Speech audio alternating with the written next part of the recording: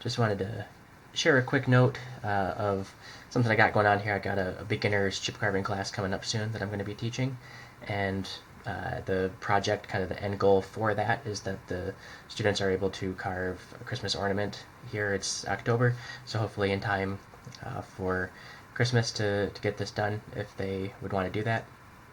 And so to do that, I created a couple of pretty simple beginner ornament designs here. And even though they're both suitable for beginners, they're still different levels of difficulty here. You can see this one has fewer chips, and it only uses 2 and 3-sided. So we've got standard triangle and then kind of the curvy 2-sided chips there.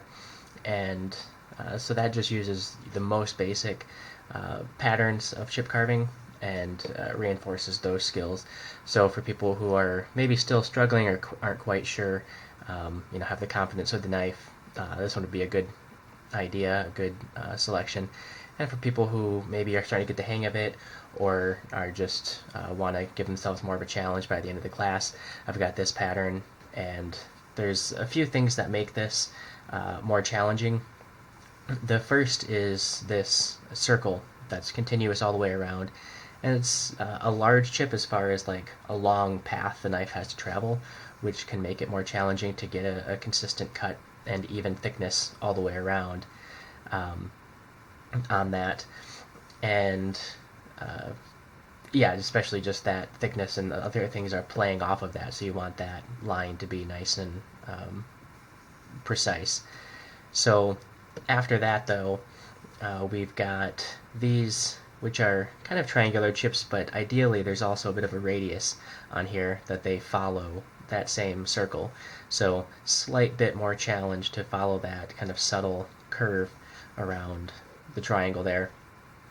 And then the last piece is the fact that these parts on the outside are also curved, not quite as simple as a straight triangle, and they do meet up. There's a point here, and then inside all those points where these chips meet up, which for smaller chips like this, you want it to be pretty close, pretty tight in there. So you have to have good control, good precision of the tip of the knife where you're starting and ending, and not dragging the knife through, not ripping out parts of that grain. And then also, I guess there's lines in here. There's kind of a circle that would be uncut, a ridge in each of those chips. So each of these triangles is actually kind of 2 chips. That would be optional. Someone could just do a straight triangle if they want to, or they can do that line that they leave. And so you'd end up having a thin ridge, which this is very small, so it won't be nearly as delicate as other ones, just kind of dipping their toe in that back-to-back chip idea.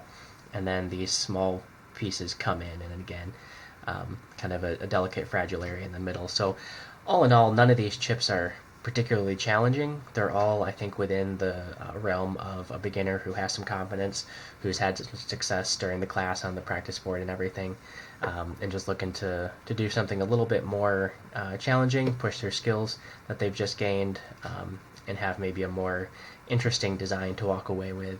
And again, for people who are less confident and just want a more basic design that they can definitely do, then this is a good option. And I did notice when I was carving a practice version of this that these chips are maybe a little big for my target audience. So one option for this would definitely be to carve the relief chip on the inside, which makes it easier to cut, but then also gives the added benefit of some extra practice. Every chip becomes 2 chips, and they can work on that as they're carving. So just some insight there on kind of my process of designing patterns, what I'm thinking about as I do instructive classes.